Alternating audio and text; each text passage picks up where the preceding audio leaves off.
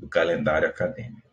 Vamos falar sobre os primeiros teóricos da sociologia, que são Auguste Comte e Émile Durkheim, dois intelectuais franceses do século XIX, que testemunharam transformações importantes, não só da França, como de toda a Europa,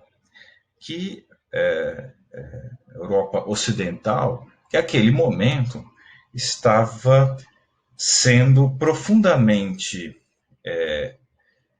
atingida pelas consequências tanto das revoluções burguesas, que alteraram a ossatura política e institucional de diversos países europeus, como também das revoluções industriais, que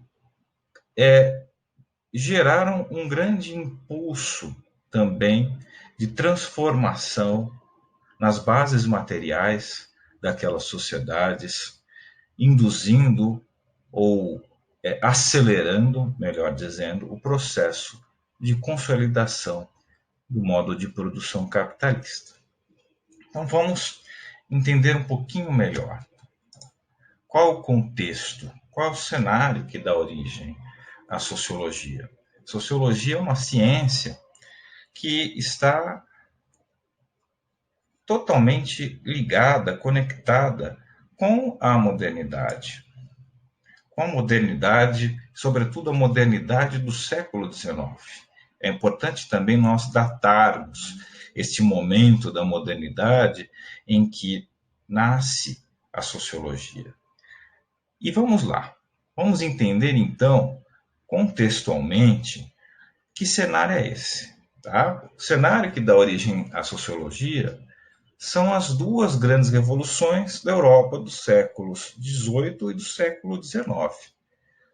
A Revolução Francesa, de 1789, portanto no século XVIII, marcou o triunfo das ideias e dos valores seculares, como liberdade e igualdade, sobre a ordem social tradicional. Para esclarecer vocês, né, quando nós falamos em valores seculares, nós estamos falando de valores que não são guiados por princípios religiosos. Neste momento, nós estamos, neste momento da modernidade, a virada do século XVIII para o século XIX, é um momento em que as tensões entre o mundo tradicional, o mundo pré-moderno, feudal, absolutista, teocêntrico, e o mundo moderno, o mundo capitalista, um mundo governado por valores e princípios defendidos pela sociedade burguesa emergente, essas tensões elas se tornam ainda mais agudas, elas atingem o seu clímax, o seu ponto mais elevado. E é justamente nesse momento, com essas duas grandes revoluções, a que nos referimos agora há pouco, que o mundo tradicional começa a ser deixado efetivamente para trás. Esse mundo guiado por ideias religiosas, este mundo em que o direito, o Estado, o próprio conhecimento científico estavam subordinados aos princípios norteadores da vida religiosa. Então, os valores seculares são aqueles valores que possuem como característica primordial a não vinculação com as determinações de ordem religiosa. São valores que seguiam, que se orientam em função dos seus próprios pressupostos. A ciência, as artes, o direito, a política, enfim, diversas formas de manifestação humana começam a se desvincular, então, dos princípios religiosos que guiavam o mundo ocidental até então, e a partir dessa desvinculação começam, então, a desenvolver uma certa autonomia, ou seja, começam a desenvolver um conjunto de características, de princípios, de normas, que se desenvolviam em função dos seus próprios pressupostos, da sua própria razão de ser. E essa razão de ser se tornava cada vez mais, então, autônoma e independente, dos motivos religiosos. Tá? Nós falamos aí dos valores seculares que foram alcançados, ou que foram consolidados com a Revolução Francesa de 1789, que teve também como principal corolário o surgimento da República moderna, ou seja, o fim do absolutismo, o fim das monarquias absolutistas, ou pelo menos da monarquia absolutista francesa, e o advento da República moderna, do princípio da soberania popular. Tá? A segunda grande revolução daquele período começou na Grã-Bretanha, mais ou menos na mesma época, no final do século XVIII, né? E é conhecida como Revolução Industrial. E ela envolve o amplo espectro de transformações sociais e econômicas que cercaram o desenvolvimento de inovações tecnológicas, como a energia e a máquina a vapor. Bom, aqui nós estamos falando de transformações que são de ordem material. Transformações tecnológicas, econômicas, sociais. E qual foi, então, o corolário? Qual foi o resultado dessas transformações do ponto de vista do desenvolvimento das formas de vida moderna?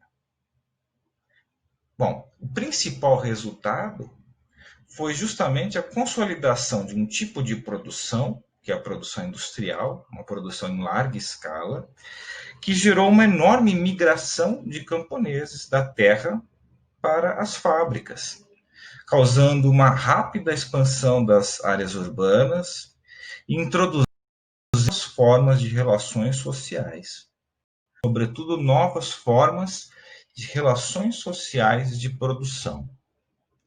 E vamos falar um pouquinho mais sobre isso daqui a pouco, né? Mas é importante que vocês retenham essas informações que eu passei para vocês agora, para que vocês compreendam qual é o pano de fundo, qual é o cenário que cria as condições materiais e também ideológicas para a formação de um campo científico cujo objeto ou cuja principal razão de ser se ancora na investigação das causas e dos fatores que geram uma vida social. Bom, vamos começar falando daquele que é conhecido como o fundador da sociologia, aquele que deu os primeiros passos na construção de uma ciência da sociedade.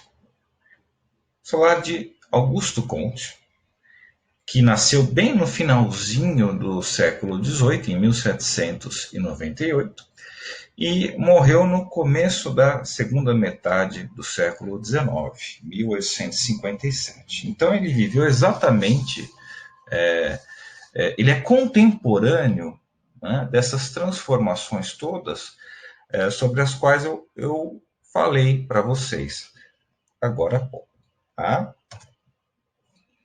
Bom, o Comte ele buscou criar uma ciência da sociedade que pudesse explicar as leis do mundo social da mesma forma que a ciência natural explicava o funcionamento do mundo físico. Então vejam, a sociologia, né, as ciências sociais como um todo, sociologia, antropologia, ciência política, que naquele momento não existiam, né, como ciência, mas estavam dando os primeiros passos no sentido da construção de um campo científico que estudasse a sociedade. Essas ciências nascem a partir, digamos assim, de uma compreensão que se tinha sobre o mundo social, que fazia, que interpretava, que buscava, melhor dizendo, né, as ferramentas teóricas, analíticas, explicativas das chamadas ciências naturais, da física, da química, da biologia, né? As ciências da natureza, buscando, então, se buscava os fundamentos teórico-epistemológicos das chamadas ciências naturais para tentar, então, produzir uma explicação sobre o mundo social, como se o mundo natural e o mundo social fossem completamente correspondentes, como se a sociedade fosse um organismo vivo, com as mesmas características, a mesma compleição, a mesma estrutura que um organismo biológico individual. Então, Comte partia dessa premissa fundamental, de que a sociedade podia ser compreendida como um organismo, assim como um organismo biológico, individual, um ser individual, né? Um indivíduo do ponto de vista biológico. A sociedade também seria um organismo constituído por um conjunto desses seres biológicos individuais. E seria também governada por leis de causalidade necessária, leis oriundas, então, do universo da natureza. Né? Vamos entender melhor isso.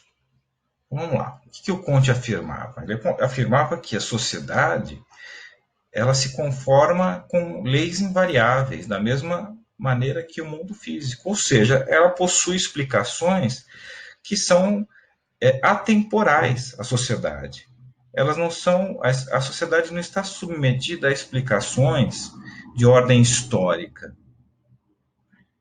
Ou seja, não há razão para acreditar, segundo o Comte, que a sociedade seja produto seja o resultado de um conjunto de interações entre indivíduos cujo resultado seja, enfim, alcançado em função de características peculiares que se distinguem de um lugar para outro, de uma região para outra do mundo. Ele acreditava que em qualquer lugar do mundo nós iríamos encontrar um conjunto de leis que seriam leis universais, que explicariam da mesma forma, com a mesma eficácia, a construção da vida social. Então, do mesmo modo que, por exemplo, a física newtoniana, né, as leis da física criadas por Isaac Newton, adquiriram o status de leis universais que explicavam o comportamento das forças da natureza, as ciências sociais também aspiravam a ser uma forma de conhecimento universal, um conhecimento que fosse capaz de produzir leis científicas cuja validade se estendia para qualquer sociedade em qualquer lugar do mundo. Da mesma forma que, por exemplo, existe a lei da gravidade e esta lei se aplica no Brasil, nos Estados Unidos, no Japão, na Alemanha, ou seja, em qualquer lugar do mundo, também a sociedade teria leis cuja aplicação seria universal. Se estenderia a qualquer sociedade, em qualquer lugar do planeta.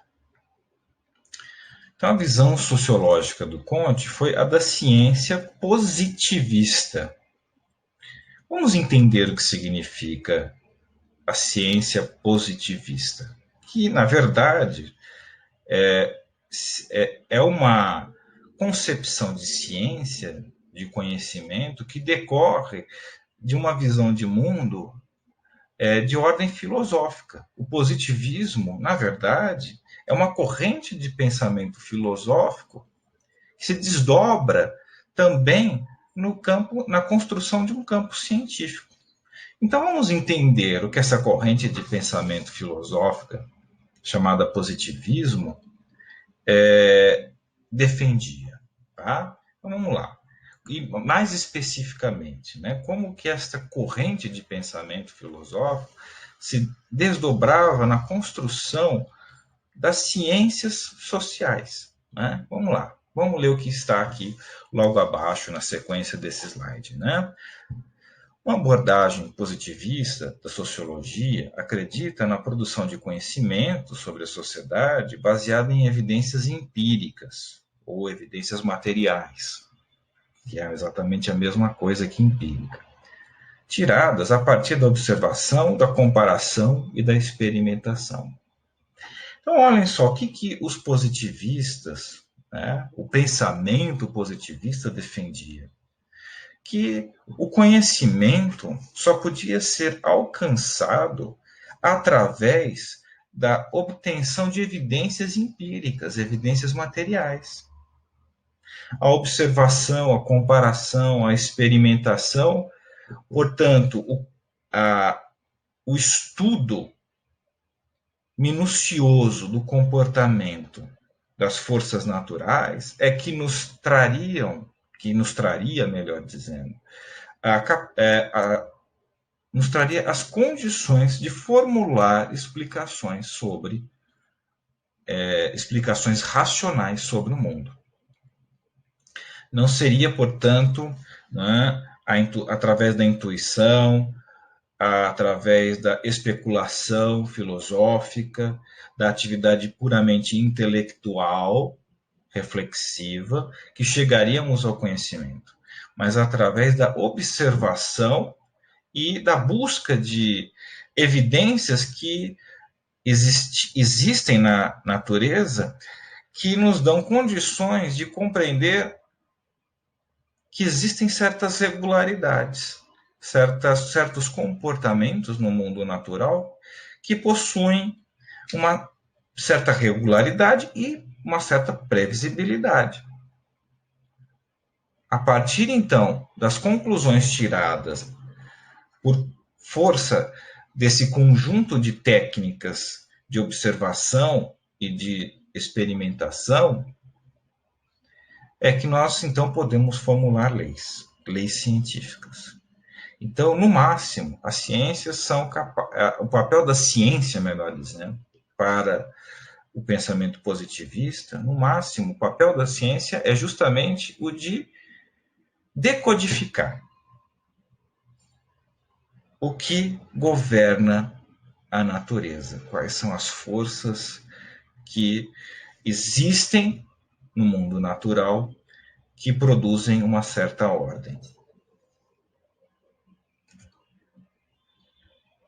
Bom, como que o Comte vai teorizar isso? Né? Uma das principais explicações desenvolvidas pelo Comte para explicar como que se chega até esse estágio mais avançado de desenvolvimento da ciência é o que ele chama de lei dos 3 estágios. Então, segundo o Comte, os esforços humanos para entender o mundo, eles atravessaram esses 3 estágios que ele chama de teológico, metafísico e positivo. No estágio teológico, que é o primeiro e o menos sofisticado, o menos avançado na concepção do Comte, os pensamentos eram guiados por ideias religiosas e pela crença de que a sociedade era uma expressão da vontade de Deus. Depois, na sequência, vem o estágio metafísico, em que um estágio que historicamente compreende o período renascentista, no século XVI, na Europa, séculos XVI e XVII, quando as explicações do mundo elas se deslocaram do plano sobrenatural e passaram a recorrer a uma reflexão sobre a essência e o significado abstrato das coisas. Então, neste período renascentista, a concepção de mundo teocêntrica começa a ceder lugar a uma concepção de mundo antropocêntrica e racionalista. Só que esse antropocentrismo racionalista, que nasce aqui neste período histórico, segundo Comte, ele ainda estava ligado à esfera da intuição. Era uma atividade, portanto, através da atividade filosófica, intuitiva, especulativa, reflexiva, que se chegaria à verdade, à explicação verdadeira sobre as coisas. Era uma verdadeira ode, um elogio à capacidade intelectual humana, em contraposição à total subordinação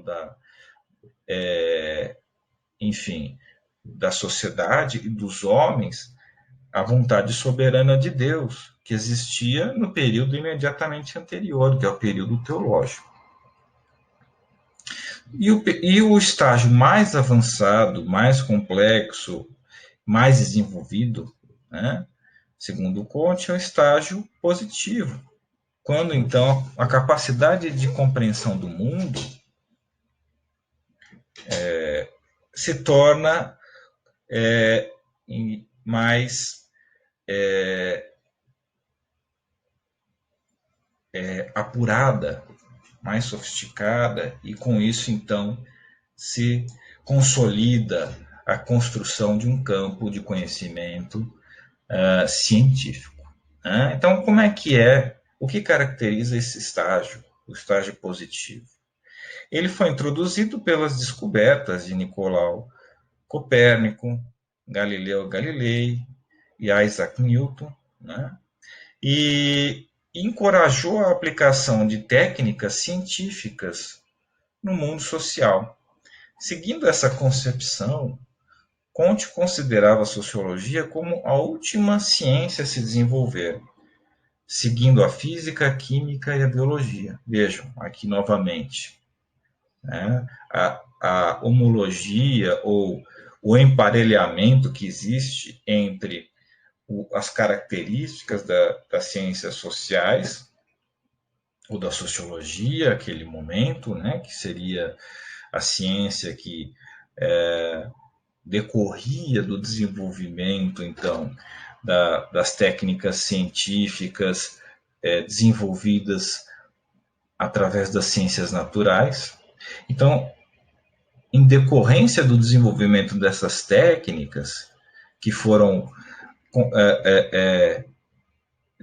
alcançadas graças à consolidação das ciências que explicavam o mundo natural, que uma ciência da sociedade poderia, então, surgir. Esta era a visão do Comte. As ciências sociais eram um desdobramento, uma consequência inevitável do próprio desenvolvimento científico no campo das ciências naturais. Mas ele acreditava ainda que a sociologia era a mais significativa e complexa de todas as ciências. Seria, então, a sociologia seria, então, um desdobramento ainda mais complexo daquela forma de conhecimento sobre o mundo natural que as outras disciplinas, as outras áreas da ciência já haviam alcançado.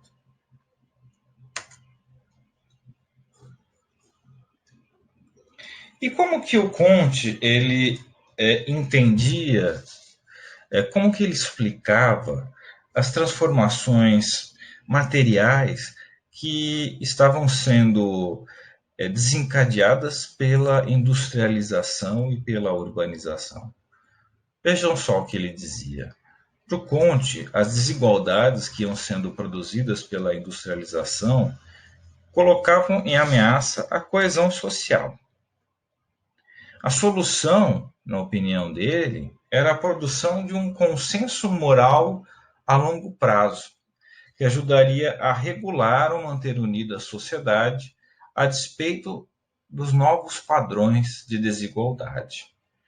Como que esse consenso moral a longo prazo seria construído na visão do Augusto Comte? Isso se daria, em grande parte, através da interpretação básica de que o movimento social está sujeito necessariamente a leis físicas invariáveis, ao invés de estar regido por algum tipo de vontade. Olhem só. Então, o Comte recorria a uma explicação supostamente científica, ou seja, ele recorria à ideia de que a sociedade passava por um processo de transformações que decorria da própria imposição de leis físicas invariáveis, de leis universais, de leis de causalidade necessária, e que não havia nenhuma possibilidade de que a vontade, ou seja, de que a ação humana consciente, as decisões dos atores humanos, pudessem interferir neste processo de transformação. Então, o que competia? Qual é o melhor? O que cabia às sociedades modernas que estavam se constituindo naquele momento? Entender a natureza dessas transformações e adotar, então, uma conduta que proporcionasse a construção ou o restabelecimento da coesão social, ou ainda da harmonia entre os diversos segmentos que constituiriam esta nova sociedade. A harmonia não significa igualdade de condições de vida, igualdade de oportunidades, igualdade no sentido substantivo da palavra.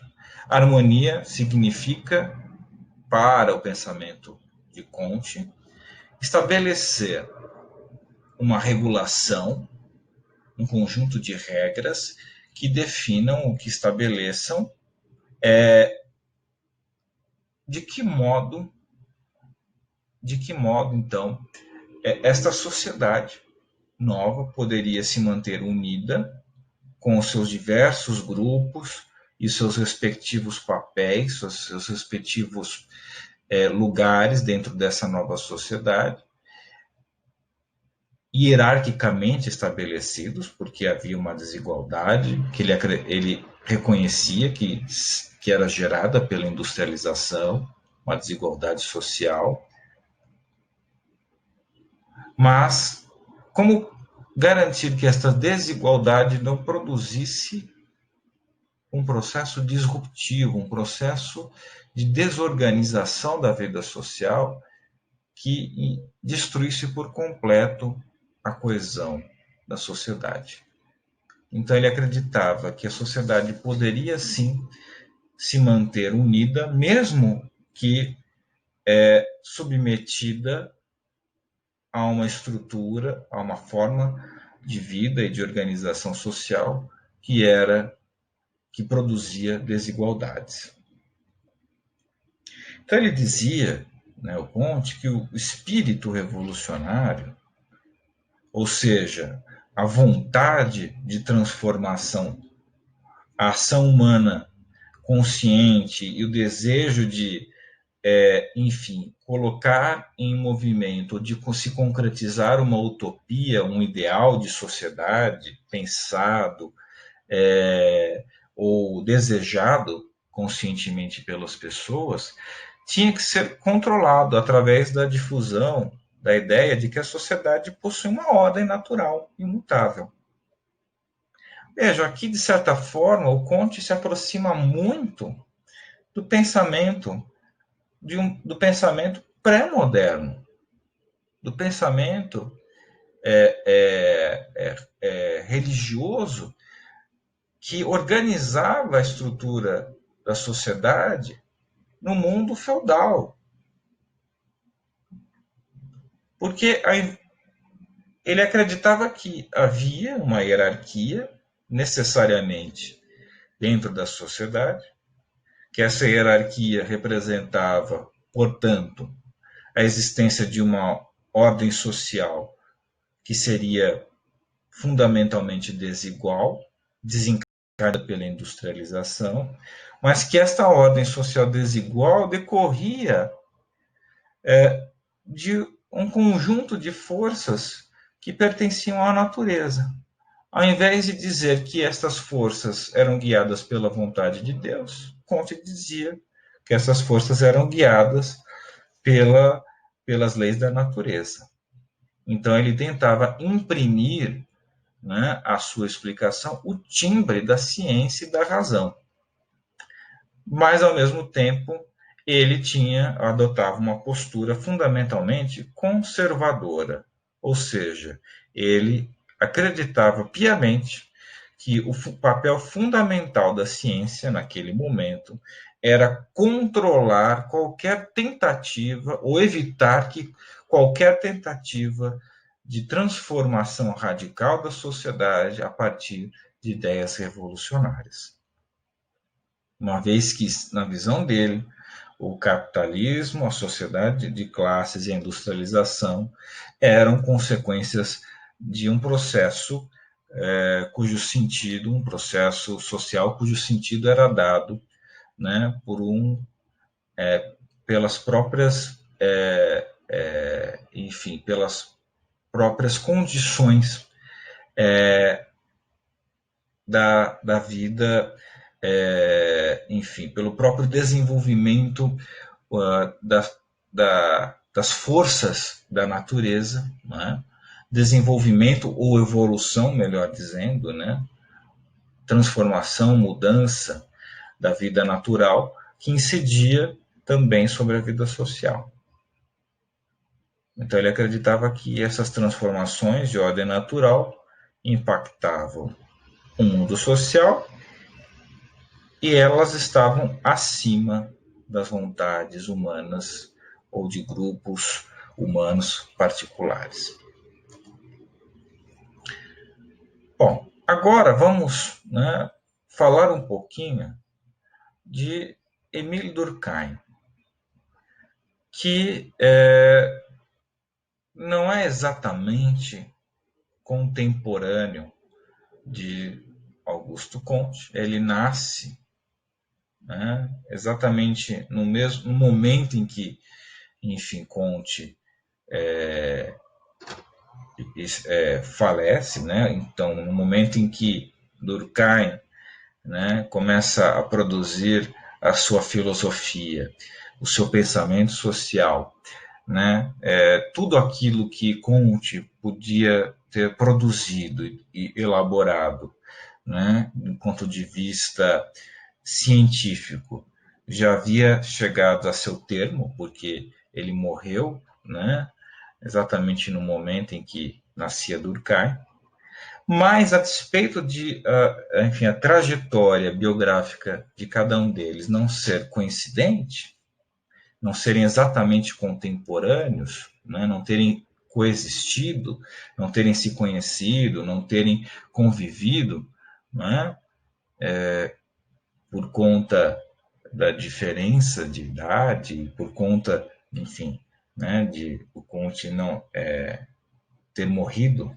né, no momento em que Durkheim nascia, eles vivenciaram, né, basicamente os mesmos processos históricos. Eles são produto, né, de um conjunto de transformações históricas, que são aquelas transformações que eu apresentei para vocês no começo dessa aula, que os atingia praticamente da mesma forma.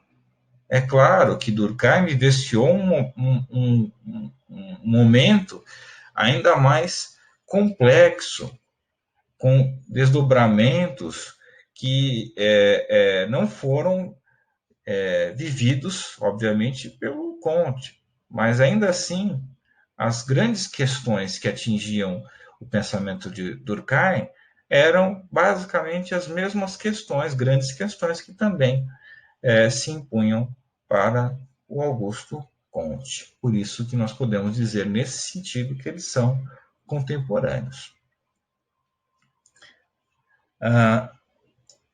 Como o Comte, o Durkheim acreditava que nós precisamos estudar a vida social com a mesma objetividade com que os cientistas estudam o mundo natural. Então, veja, a objetividade que caracteriza o estudo da natureza, esta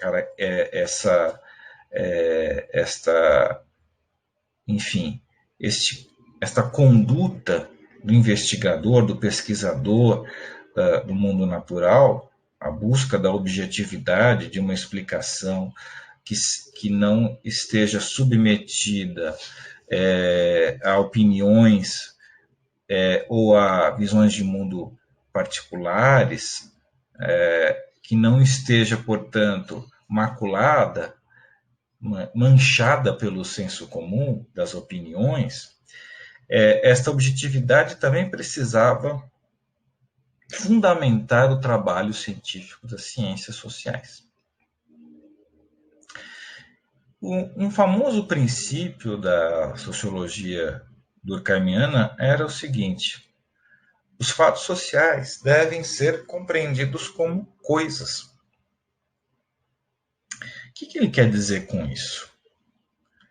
Para a gente compreender melhor o que ele quer dizer com esta afirmação, vamos recorrer a um trecho do prefácio que Durkheim escreve, a segunda edição de uma das suas mais importantes obras, né? Que é o livro As Regras do Método Sociológico. Vejam só o que ele diz nesse prefácio. O que vem a ser uma coisa? A coisa se opõe à ideia, assim como o que se conhece a partir de fora se opõe ao que se conhece a partir de dentro. É coisa todo objeto do conhecimento que não é naturalmente penetrável à inteligência. Tudo aquilo de que não podemos fazer uma noção adequada por um simples procedimento de análise mental.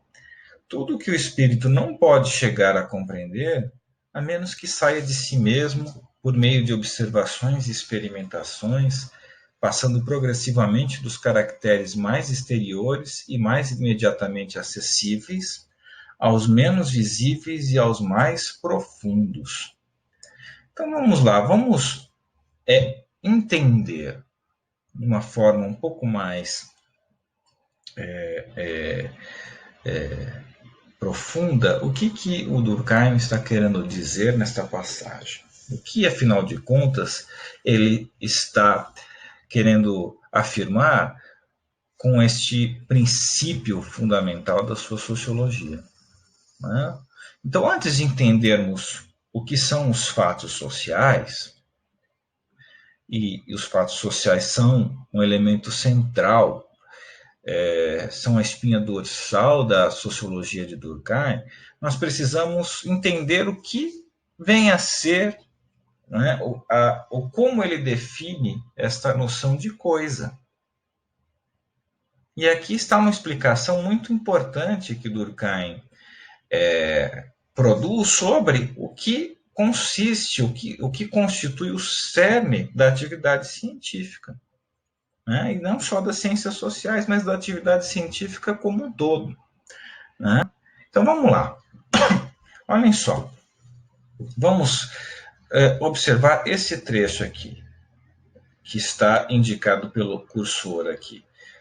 é coisa, todo objeto do conhecimento que não é naturalmente penetrável à inteligência.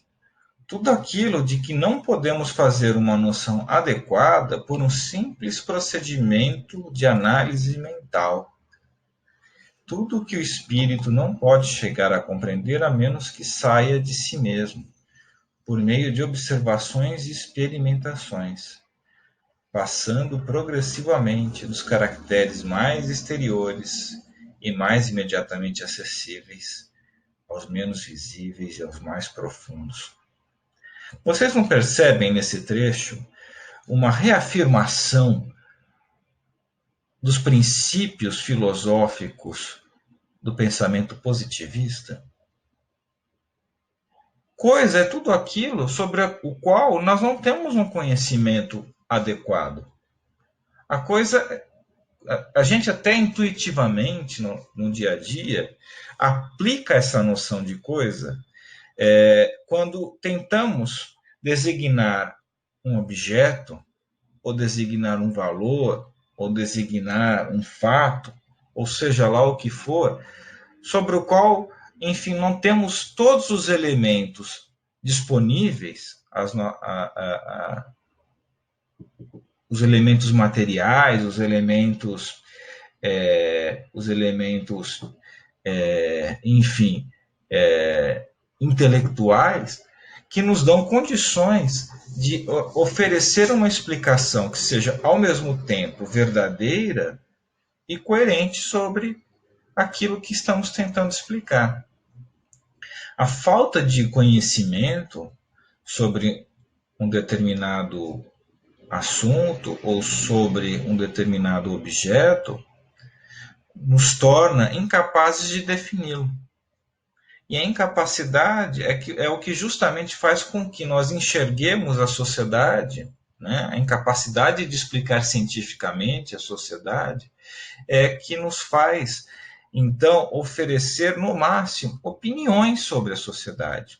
E essas opiniões são como coisas, são definições ou explicações extremamente vagas, imprecisas, carentes de fundamentação científica. E nós só seremos capazes de superar esta condição de desconhecimento quando nós abrirmos mão de explicarmos os fatos da sociedade através de um simples procedimento de análise mental. Então, a intuição não serve à ciência. A ciência ela não se contenta com a simples análise mental, com a simples opinião, com a simples formulação de uma explicação intuitiva que vem de uma visão de mundo muito particular, pessoal, ou de um determinado grupo social particular. A ciência ela aspira à universalidade, à objetividade, à neutralidade, à imparcialidade. Ela, então, busca ser verdadeira naquilo que diz respeito ao seu universo de atuação, que é a busca do conhecimento.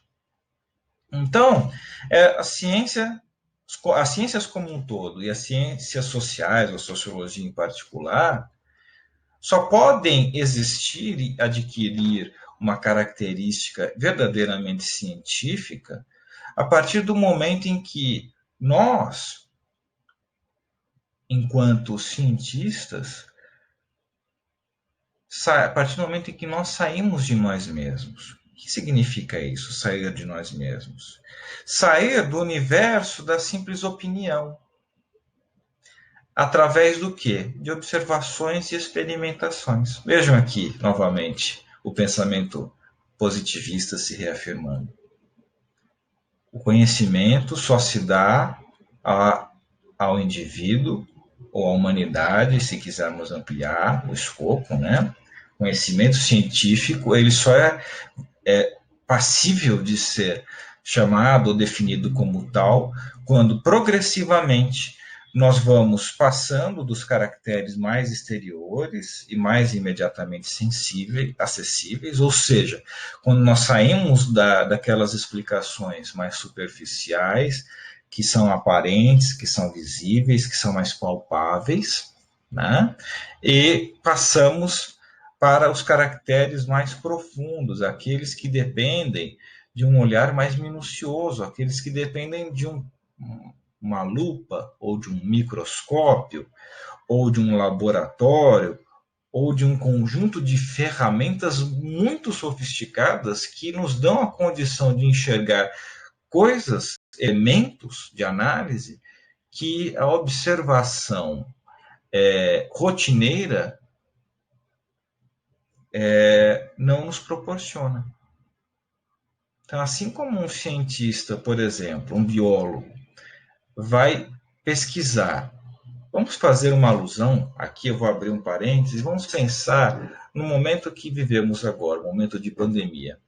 Assim como um pesquisador na área de microbiologia só vai conseguir desenvolver uma vacina contra o novo coronavírus através de um conjunto bastante complexo e sofisticado de experimentações e de observações sobre o comportamento do vírus, reunindo, enfim, conhecimentos que são cumulativamente consolidados em função das observações e experimentações que se sucedem ao longo do tempo. Então, a ciência ela tem um caráter cumulativo.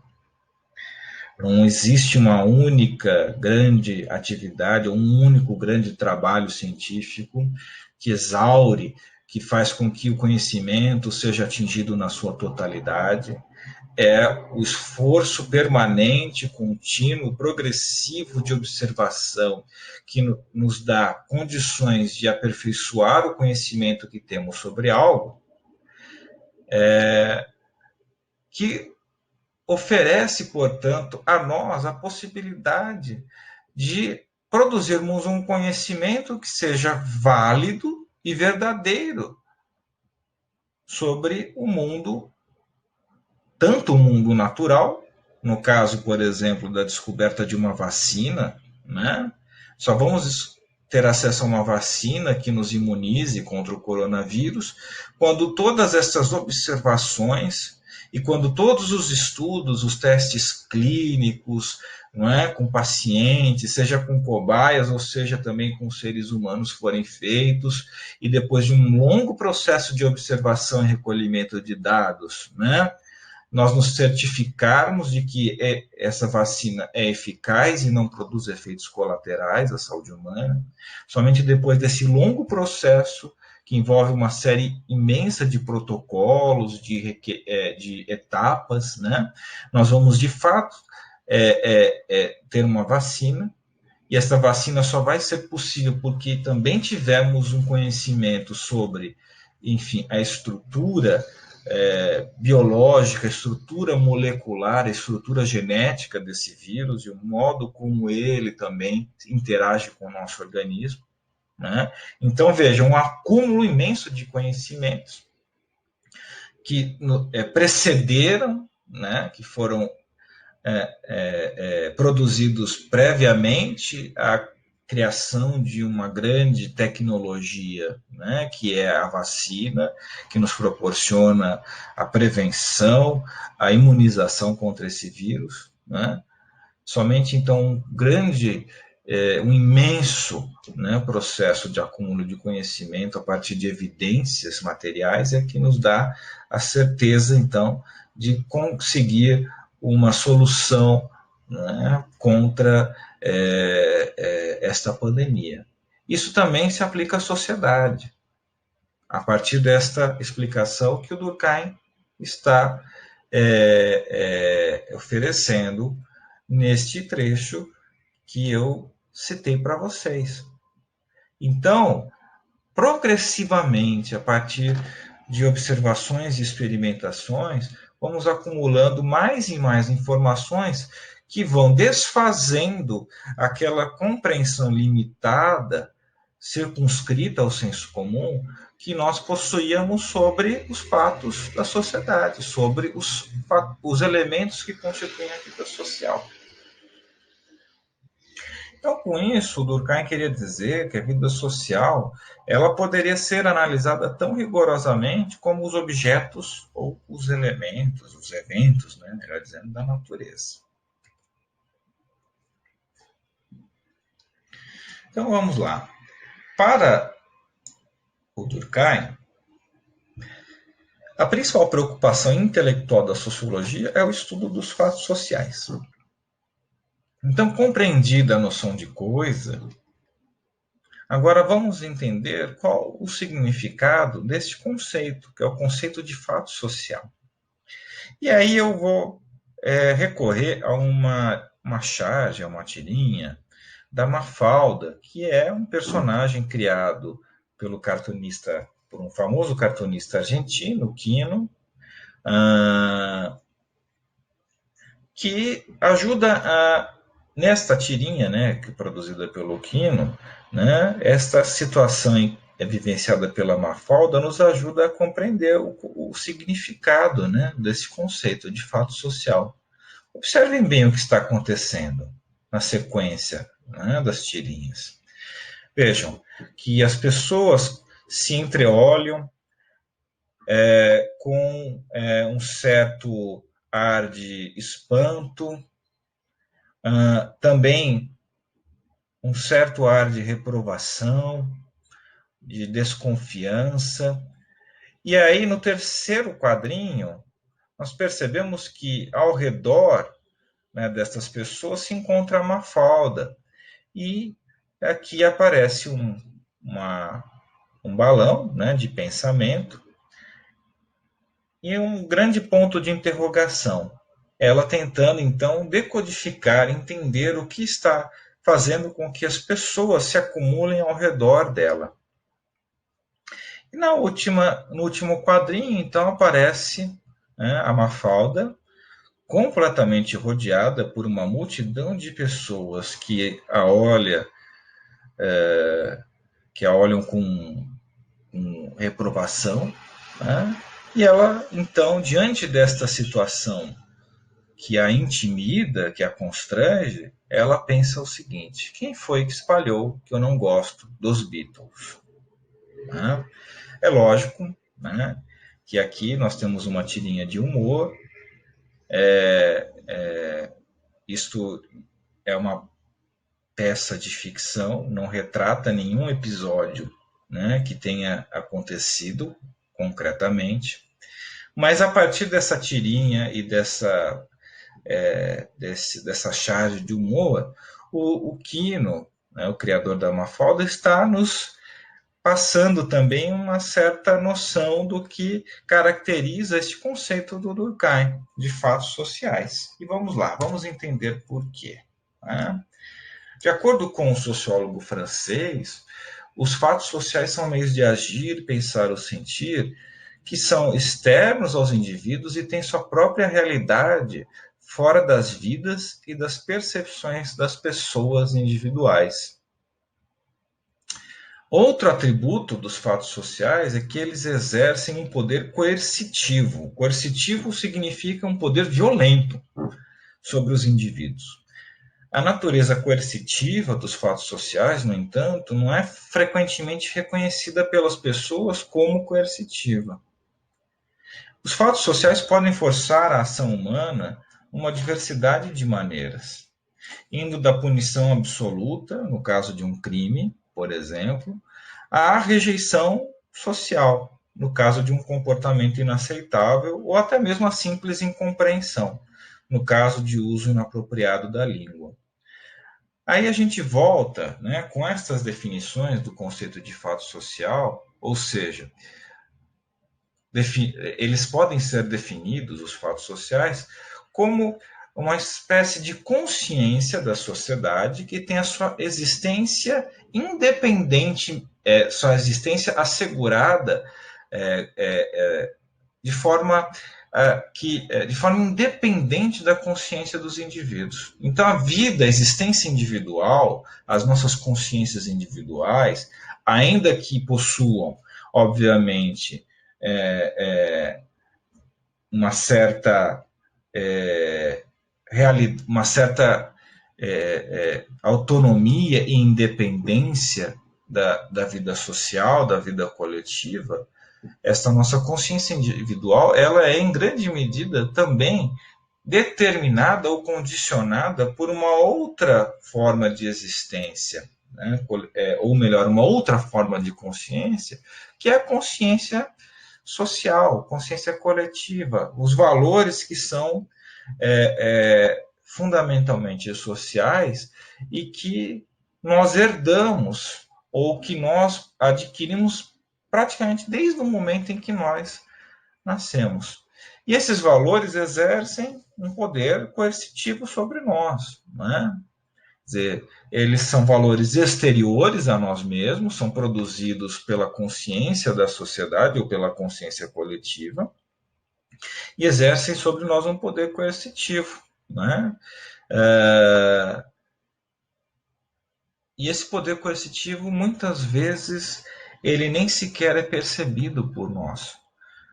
Nós estamos, muitas vezes, aderindo a esses valores de uma forma coercitiva, ou seja, sendo constrangidos a adotar um certo comportamento num contexto de vida social, sem termos, muitas vezes, a clareza ou termos a preocupação de pensar a respeito do quão limitante e impositivo é esse comportamento que nós estamos adotando, que é um comportamento cuja origem é exterior à nossa própria consciência. Isso acontece muitas vezes. Em diversos momentos, enfim, da nossa vida, adotamos comportamentos que são mediados e que também são limitados pela consciência coletiva, né? E aí a gente volta aqui para a tirinha da Mafalda.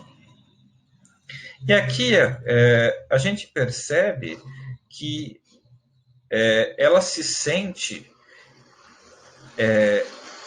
extremamente constrangida pelo entorno social, pelas pessoas que a circundam. Por quê?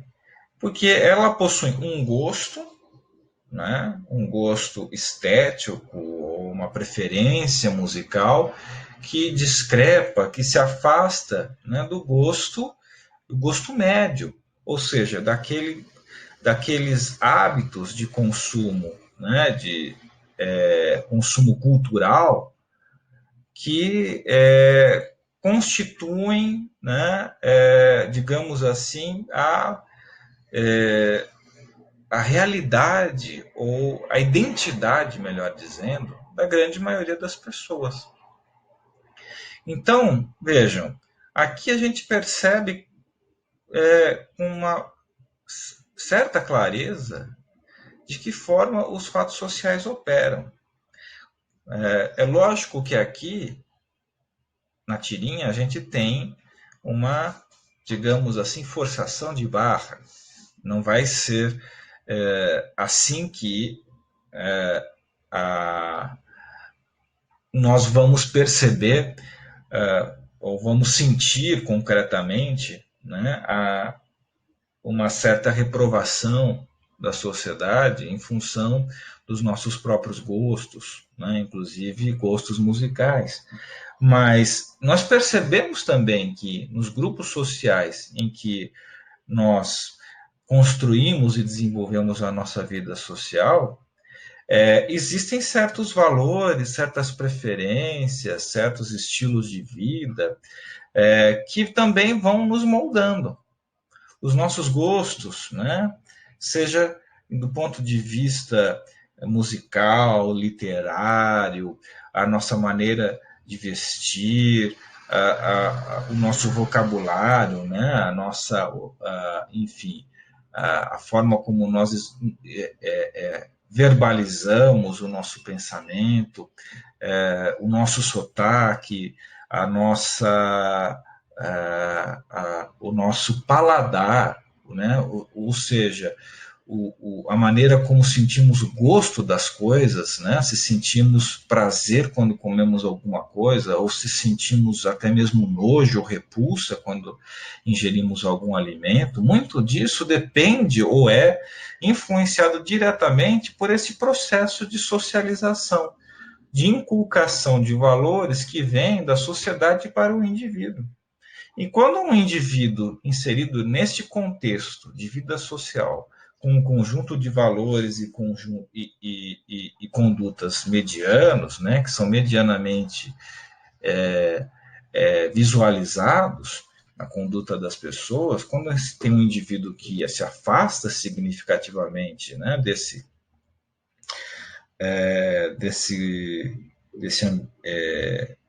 conjunto, né, de normas, que podem ser normas escritas ou normas informais, o gosto musical, ninguém achará uma lei que obrigue as pessoas a gostarem de uma música ou desgostarem de outra, mas ainda assim, nós percebemos que existem, né, em determinados ambientes sociais, certos traços de conduta, de comportamento, que predispõe as pessoas a gostar mais de um estilo musical do que de outro. Isso tem a ver com o ambiente, portanto, social em que aquela pessoa está inserida. Então, o gosto musical também é um fato social, é exterior à consciência individual e exerce sobre ela um poder coercitivo. O que não quer dizer que também que não tenhamos o poder de decidir, de escolher, de produzir outras sensibilidades, outros, enfim, valores que sejam particulares, que sejam nossos, né? Mas o Durkheim vai dizer que, em grande medida, a nossa vida, né, que é uma vida gregária, uma vida coletiva, social, portanto, está condicionada, limitada por essas forças que são de ordem social. E a estas forças ele atribui, portanto, o nome de fatos sociais. Bom, eu vou parar por aqui nessa nossa aula desta semana, né? E é uma aula, obviamente, que não tem um caráter oficial, é uma forma de fazer com que nós restabeleçamos o contato, né? Seja o contato pessoal, seja o contato com o conteúdo da disciplina, né? Eu espero, acima de tudo, que vocês todos e todas estejam bem neste momento, né? Mas também espero que isto possa ajudá-los, né, a estabelecer uma rotina de estudos, a retomar o contato com essa disciplina, né, a sociologia, que é uma novidade para a grande maioria de vocês, e que isto os ajude de diversas formas, tá? Tanto no sentido de retomar os estudos mesmo, né, e com isso manter, se manterem atualizados e com isso terem uma redução, né, do impacto da retomada das atividades, né, presenciais quando elas ocorrerem, como também espero que isso sirva para que preencha de uma forma positiva a rotina, né, de todos vocês agora, que é uma rotina marcada principalmente pelo isolamento, né, pelo confinamento dentro de casa. Espero que isso também traga um alento, traga a vocês algo que proporcione também um momento diferente, né,